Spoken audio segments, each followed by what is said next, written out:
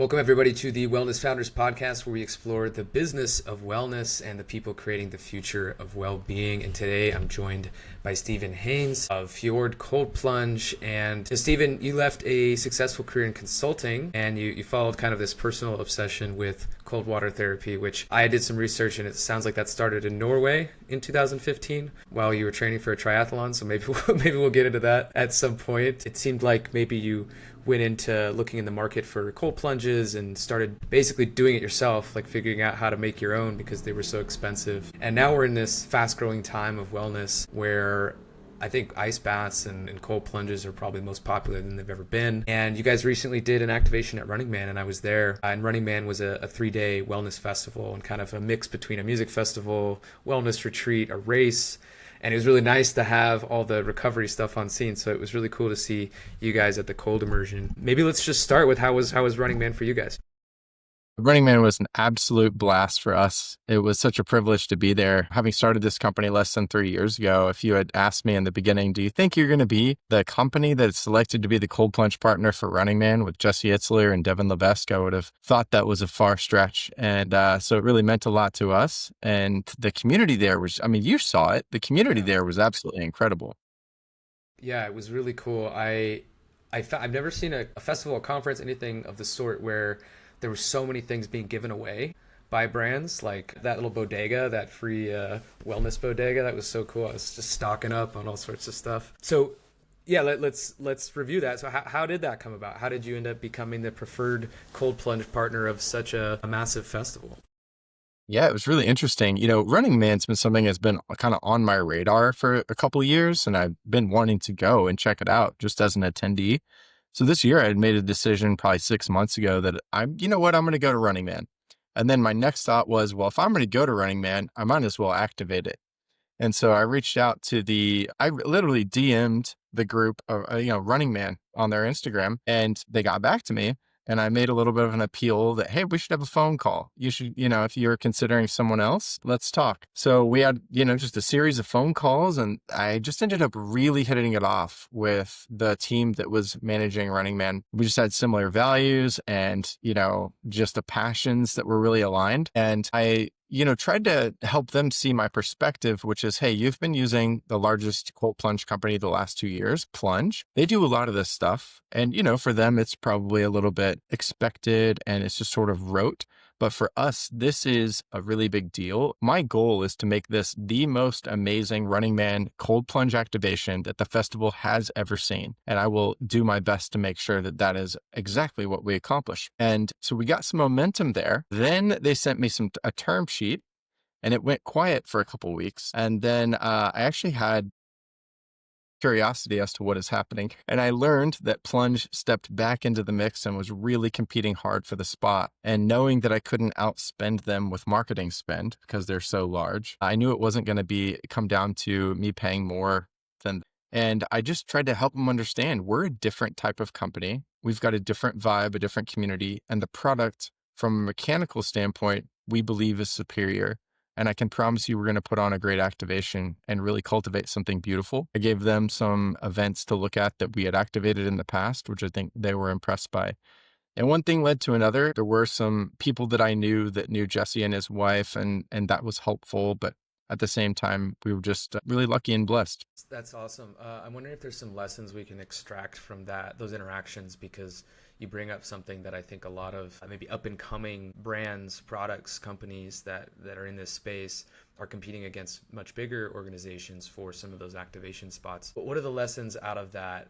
Obviously you said, hey, we have a lot of alignment here, we have this, but in the nuts and bolts, like the tactics, was there anything that really took it over the edge, you think? I think, first of all, if you don't take a swing at bat, you're never going to hit the ball, right? So I think, encouraging young entrepreneurs that have smaller companies just to get the reps in and go for it. If you believe in it, just go for it. And then from there, I think it's showing up and letting people know how you're different. How will this be different? And that this is a really big deal for me, so I'm going to make it a big deal for you. Nice. And then when you were explaining what the activation looked like, you had some past activations as examples. Was there something new you were pitching here that was innovative, unique, that you were like, okay, this is how we're going to do it? And at what stage did you bring that into play?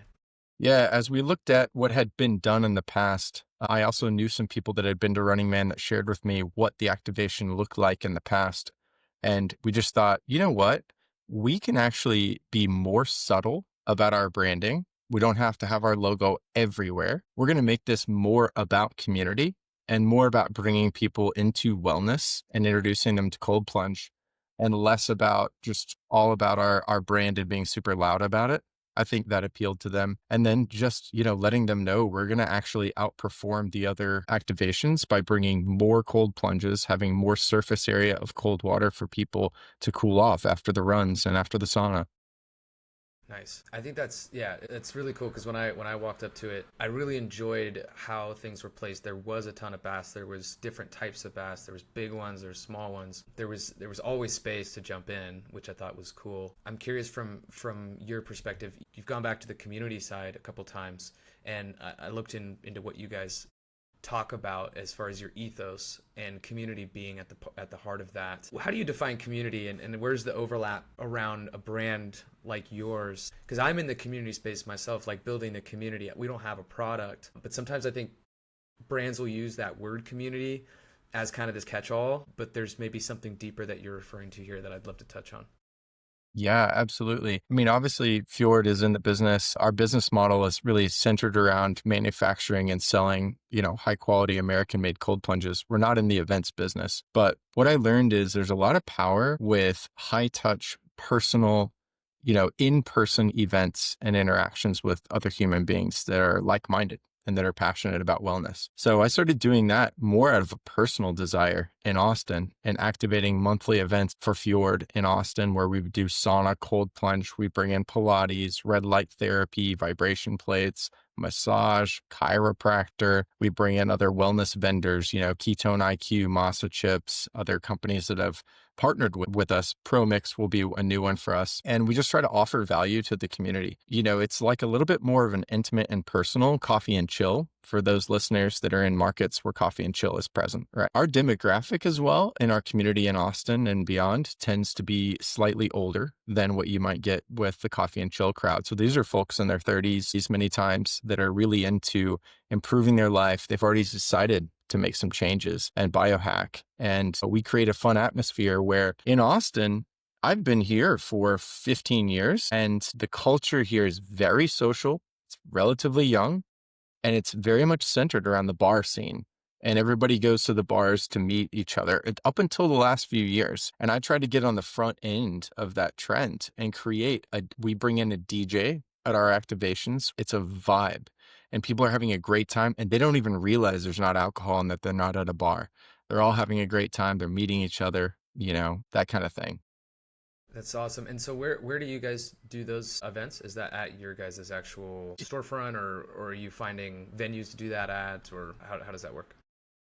Well, I have a wellness space in Austin. So when we activate here for Fjord, we'll do it here at the wellness space that has all the wellness amenities. I also partner with a bathhouse in Austin called Bathe, and they've got even larger facilities and more amenities. So we'll actually activate their space about once a quarter, and then we'll draw 250 people over there. So a little bit larger crowds. And then, we actually set up a rental program because we get asked so often to other people's events. So we're doing a Formula One party for Modern Luxury. We're doing a Formula One party for Mercedes. We actually rented a cold plunge to the Toyota race team for the Le Mans race here at the Circuit of the Americas track in Austin, and so on and so forth. So probably every week we've got one or two activations that we're participating in that aren't even our own. And that's just for us, it's about brand awareness. It's about being out in the community. It's about giving back. Yeah. And I'm curious, so you're doing kind of frequent activations that are your own, and then you're also doing other activations, it sounds like on a monthly basis, of events that are not yours. How is it you're monitoring ROI on this? Obviously there's brand awareness, which you mentioned is top of mind. A lot of brands will go into, event activations and look at it like, what's in it for us? How are we actually converting people, and how are we tracking this? What's your mindset around that? Yeah, we've gotten better about it. In the beginning, I was saying yes to everything. Every little yoga studio and cycling studio that wanted a free cold plunge, we would bring one and be happy about it. And now I'm turning a lot of those down just because, the volume of requests is higher. So we're able to be a little bit more selective. What I learned is best you can. If you're a brand out there trying to, promote yourself through an activation, get an understanding of who's the audience that's going to be there and how well do they align with your ideal customer persona, with your buyer group. And, we try to look for alignment for us in our company. We have a good understanding of who our customers are, who actually purchase our products. And it's not that they're always going to purchase on the spot at an event, but then you're going to get that phone call 2 weeks, 2 months later, either from them or them referring you to someone else. I have had 3 unexpected calls today that all turned into sales calls. And all 3 of them, I had no idea who these people were. And they said, we heard about you from so-and-so in Denver. We heard about you from so-and-so in Florida. We heard about you from so-and-so in Austin. And they said, you're the person to talk to. So that type of thing has a ripple effect and it's a compounding effect. It's just stay at it. And when you're preparing, so obviously there's this curve of like, okay, we have so many requests at the beginning that we're going to say yes to just because we need to get our name out there. And now the curve is like, okay, we've got too many requests to handle. We're going to be more selective. Then you go into each of these activations. How is it you're approaching them each time? Is there a formula to say, this is the type of activation we're going to do here because of X, Y, and Z? Maybe it's the volume of people. Maybe it's the type of event, alignment with whatever ICP there is, because there's probably a couple different types of people that might buy. How is it you're approaching on the very strategic side, how to approach those each time? And you also mentioned ROI. So a couple things I'll say. For me, what I've experienced with my brand doing activations is there's a few different buckets in which you can look at ROI. One is the really simple stuff around visibility for the brand and getting the brand out there just to be a known entity. That's hard to quantify, but you just know it's happening. The second one is media coverage. So if it's an event that has a lot of media coverage, you're going to get some assets out of it. Maybe they've got a photographer, you'll get some social media posts out of it. And, it's widely advertised. That's also a value, but I bias towards sales ROI. I bias towards, someone that I'm getting in front of that might buy the product or refer us to someone. I want to go back to, kind of the beginnings of this, when it was like, deciding to do this yourself, deciding to get into cold plunging. You were training for a marathon or a triathlon, I guess it was, in Norway in 2015. Yeah, tell me about just kind of the beginnings of that experience and then how that led to what you've ultimately designed in the current stage product. In my old consulting career, one of the main industries that I covered was oil and gas. And so we had a couple major oil and gas companies that I was covering on the west coast of Norway in Stavanger. And at the same time in my personal life, I was training for triathlon. And turns out they don't have a lot of swimming pools to train in the west coast of Norway. The topography doesn't lend itself to swimming pools. So, you got no choice. You're either going to not do your swim workout or you're going to get in that cold water and get in the fjords. So I started swimming for distance in the fjords. No wetsuit. And depending on what time of year I was there, it was between 45 degrees Fahrenheit up to 55 degrees. And I just got used to, swimming in cold water, getting your breathing under control, taking it in. I realized I was sleeping better. I was less stressed out. My soreness wasn't there from my runs and from my bikes. And it was something that I just fell in love with for some reason. I'm a weird person that loves cold water.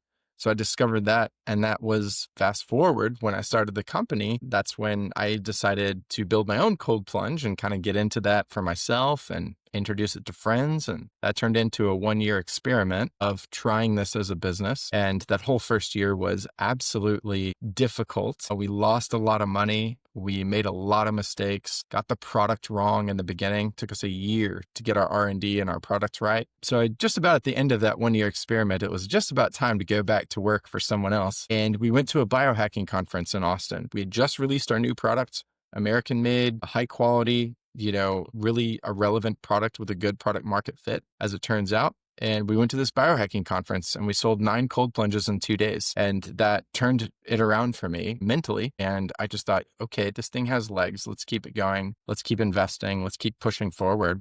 And just started growing the team and turned it into what it is today.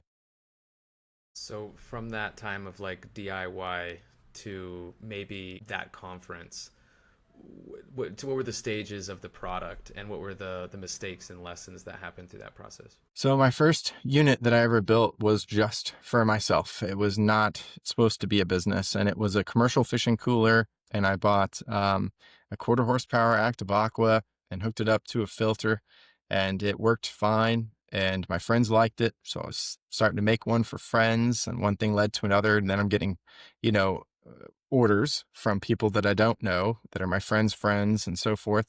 Then I thought, okay, let's turn this into something that's a little more branded and professional, and let's build a company around it. So I created an LLC and did all the things you need to do, and made a massive mistake, which was very difficult and cost us a lot of money.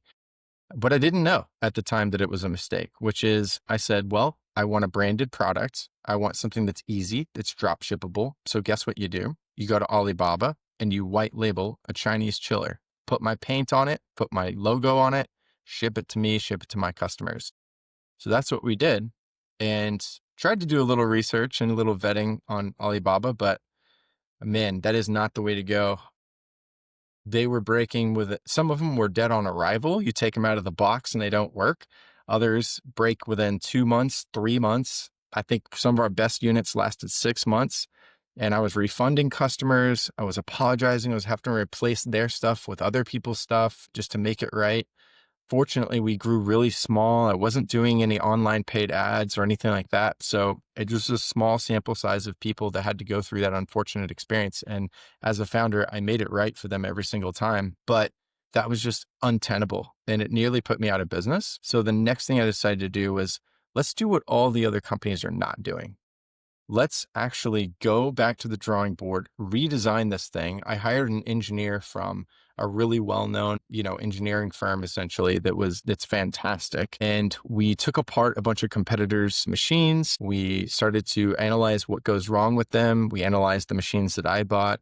We found the failure points, and then we decided the only way to get around this is actually build it ourselves and to start putting this together and come up with a good design. We found some manufacturers in the United States. We started sourcing parts from them and started to build out what is today the FjORD Cold Plunge. And I can talk more about some of the specific details of how we built it to be so bulletproof and reliable, if you'd like. I'm curious on that. I'm also curious, like in that stage, what did you view your role as, and what was your skill set comes, from a long career in consulting, and you're kind of in this product world where you're trying to engineer something completely new. Like, what did you feel like your role was in that, and like just where did you see yourself fitting in? Like, I got to bring all the pieces together. I got to get this expert engineer. I got to do this, and how where do you think you were strongest?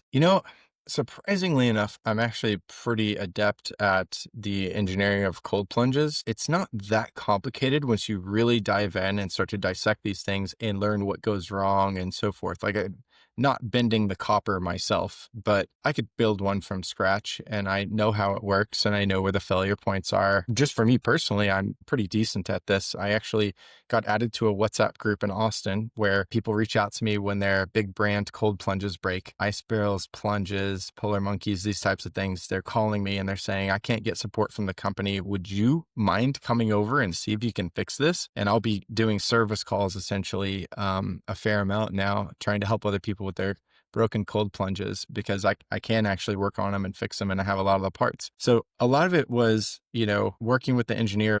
I also had some mentors at the time that were really deep into cold plunge, that were just independent mentors, and they had seen a lot of things that I hadn't seen. I mean, everything down to this is the way you wrap the pipe tape, to these are the types of hose clamps that don't fail that you should use. Just even the small internal details matter. When you're talking about water, moving parts, and electricity, a lot can go wrong. So you want to make sure that you've thought about everything.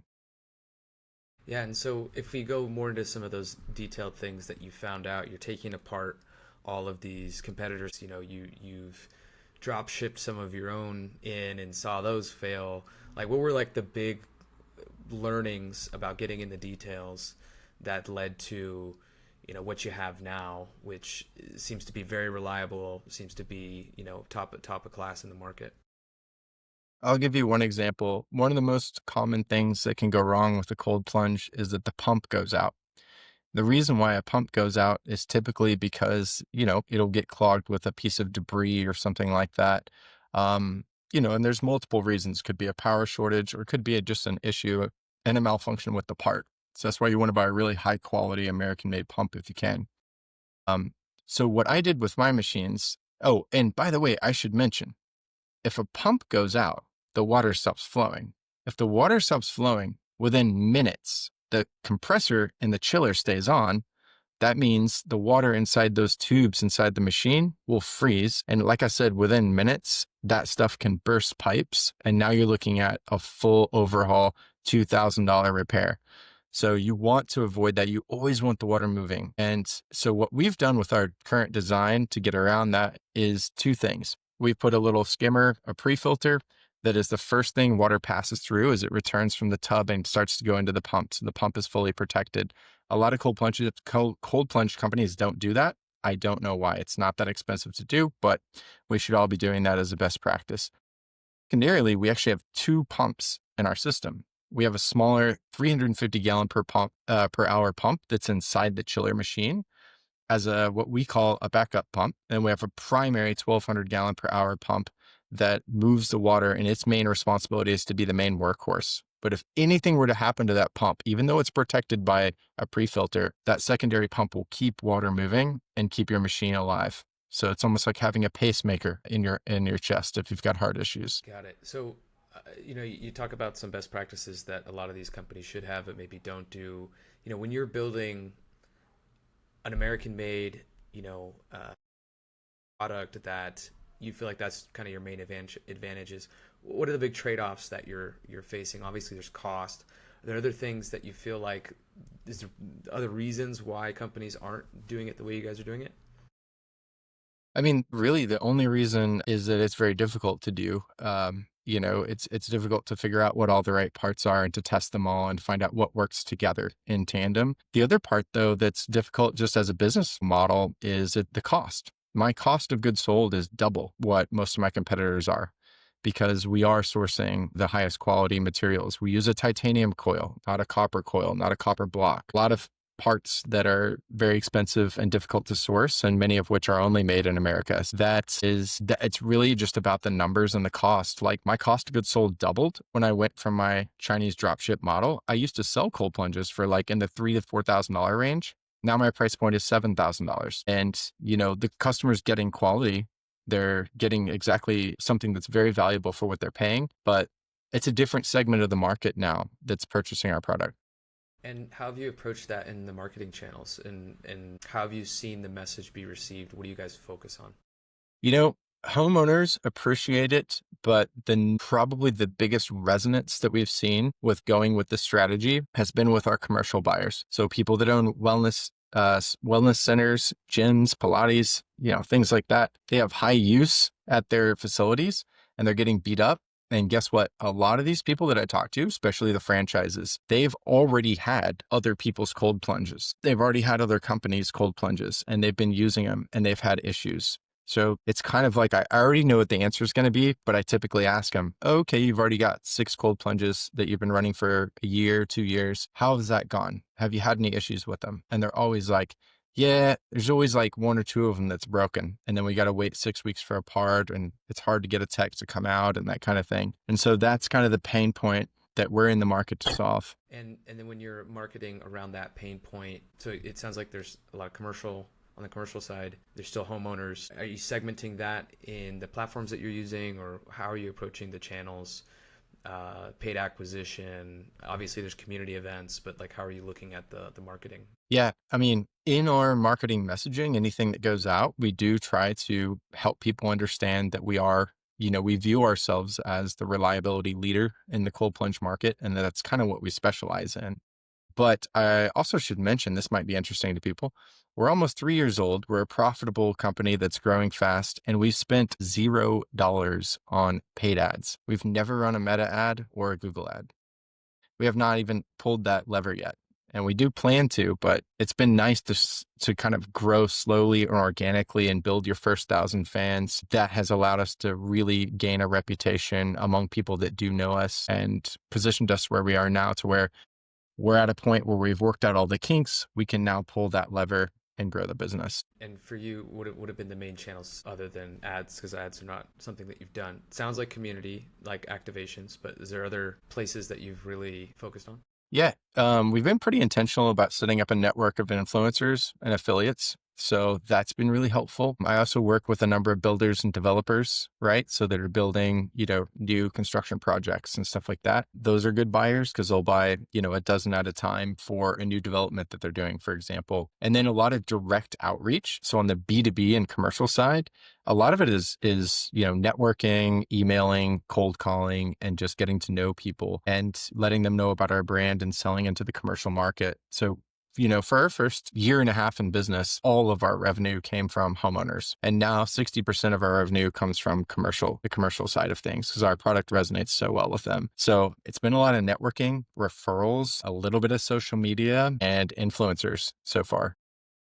And when you're approaching the influencers, I imagine you're having them do some type of UGC campaign for you guys. Is that how that's working? Or Yeah, exactly. Yeah, we typically outfit them with a cold plunge. So they'll get a cold plunge, and we have a structure around how we do that. And then from there, it's really on them. How much commission do you want to make? How hard do you want to work? How often do you want to post? I've discovered that there's some influencers that have really paid off for us and had a big ROI, and they've done really well with their audiences, and others that really haven't. And so it's a learning for us, and we're trying to find those patterns. And if I'm a brand that's looking at influencers and trying to decide on the criteria beforehand of like, this is a great fit for us, this is probably someone who is going to be able to sell for us in some way or is motivated in that way, what are the signs that you're now looking for based on the lessons that you've learned? So there's a few things. You can look at the quant and then also listen to your gut. And so on the quantitative side, we always want to know, what's their engagement rate? What's the audience size, audience mix between male and female, age breakdown? What are the platforms that they play on, right? Where's our audience? Is our audience on TikTok, YouTube, Instagram? YouTube tends to be really good for us. I feel like YouTube is high intent and it's searchable, and a lot of people that care about cold plunges go there. TikTok a little bit lower, but at the same time, some of the people we work with have huge TikTok followings. So we look at all those things. And then on the gut side of things, I always, of course, get to know the person and interview them and find out what is their ethos and look at their actual content and then set the expectations. I think that's really important. Set them verbally and then set them in writing so that you have expectations laid out. You're going to do as minimum number of grid posts that are collabs. You're going to do a minimum number of stories. There's other platforms we're going to do things with together, and that's a minimum. If you want to outperform that, go for it. But, looking at the person's lifestyle, making sure they're actually going to use the cold plunge and that they're using it regularly and that they're inspired and motivated to, be a part of our journey. And when you're setting those minimums, do you see like a time horizon that you're usually expecting, and do you have numbers that you usually are targeting with them, or is it kind of different every time? I would say it's different every time. Some are really quick. Some take 6 months, 8 months. Nice. Curious to know if there's other, you talked a little bit about a model that you guys are doing with the rentals. Are there other business models? Are there complementary products, services that you guys are excited about offering in the future? I see you smiling already.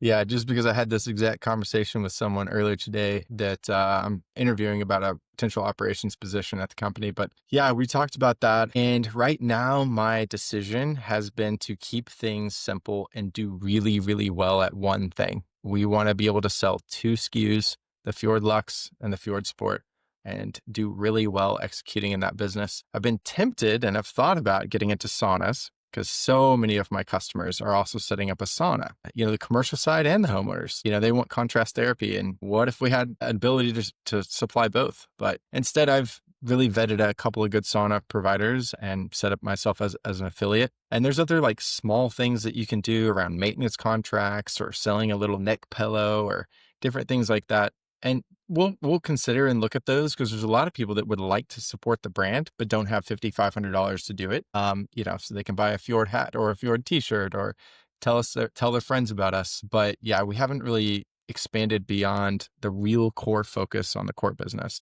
And when do you know? When do you know that you're quote unquote there with that? Like, okay, we've got this dialed. Let's move on to other SKUs or other things. Some of those things for me personally, the way I think about that is actually having built out our own internal systems and stuff that people don't see. So getting the company in such a place where we have a team and we have systems and operating procedures and so forth, where the company is running so smoothly that we can take on more complexity. Because right now things are just about as complex as they need to be for us to like optimize and run the business. And so for me, it's more like when we're completely dialed in and this thing is so turnkey that all we're doing is allocating capital and that's our job, then we can look at other things. Awesome, Stephen. Well, I appreciate the time today. I had one more closing question for you, which is, what's Stephen's legacy in the wellness industry? What's the movement that you want to be known for creating? Beautiful question. The movement I want to be known for creating is bringing a greater awareness and access for more people to get involved in cold water therapy, get involved in sauna, get involved in bettering their health in whatever manner that might be, and realize there is an alternative to the bar scene. There is an alternative to a lifestyle that's not as fulfilling and doesn't give you as much energy. And there's a way to get there. Cold plunge is just one of the tools in the tool belt to make you an even better, even happier person. Amazing, man. Couldn't agree more, and I'm appreciative of all the quality and the way that you look at things as far as like where this product's going. And I think a lot of people should take some notes on how you're building the business with a lot of intention. And loved the activation at Running Man, and looking forward to the day I can see one of these in Medellin, Colombia, where I am. So Was my friend. Thank you for the thanks. time. Yeah, thanks so much.